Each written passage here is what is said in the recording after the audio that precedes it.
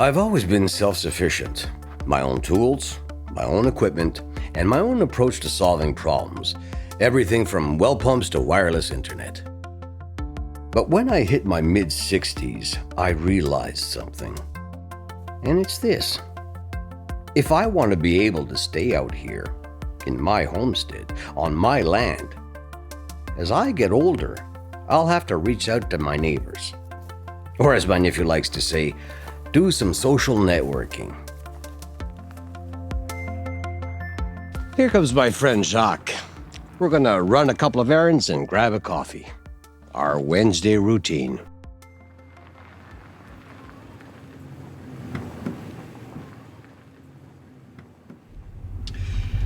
In rural Canada, your neighbor isn't 10 feet away. He or she might live a few kilometers away, just down the road. Oh, by the way, I still drive. But as my eyesight changes, I may have to stop driving a bit sooner than what I had once hoped. So, I plan. Friends like Jacques and some of my nieces and nephews will be a very important part of my social network if I want to be able to participate in the community. And if I want to get to things like medical appointments too. First, we're going to drop in to see Al. He's in his 70s and he's still staying on his farm, although it's becoming more of a challenge. Al has always been involved with his service club, and he's quietly helped people out his whole adult life. How are you? Hi. Looking good? Good. Now that he's older, people are helping Al out at key times on the farm, like haying and calving, and by persuading him to come to meetings and stay in touch. He wants to live out his life on the farm. It's been his wish his whole life, he says, and I know Al. He's realistic and practical.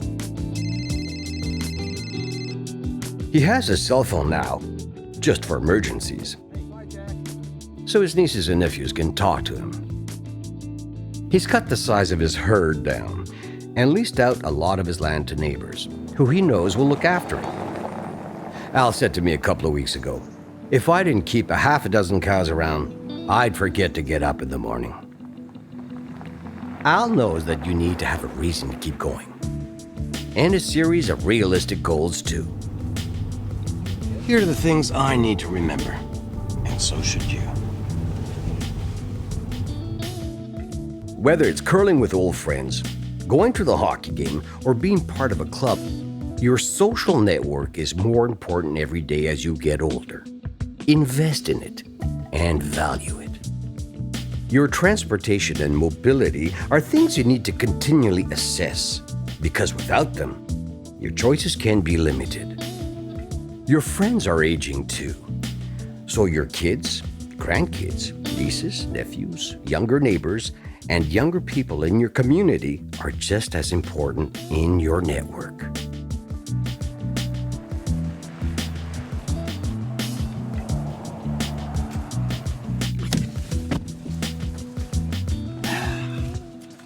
Okay, we're going in and grab a cup of coffee and see who's around.